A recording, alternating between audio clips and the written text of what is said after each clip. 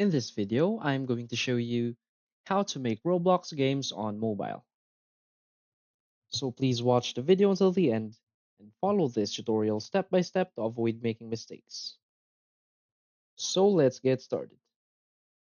So the first thing you want to do is go ahead and open your web browser because we are not able to create a Roblox game on the Roblox app. So now open a browser and go to roblox.com. Now you will see that it will look like this.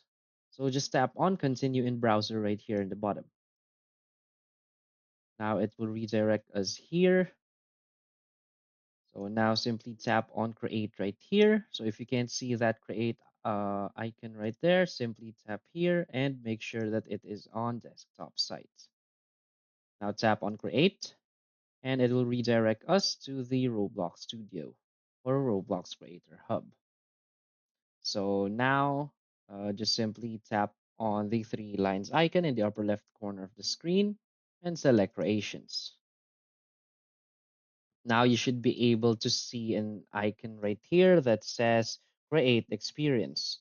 So if it doesn't show, just like mine, what you can do is simply tap here on development items and tap on launch studio.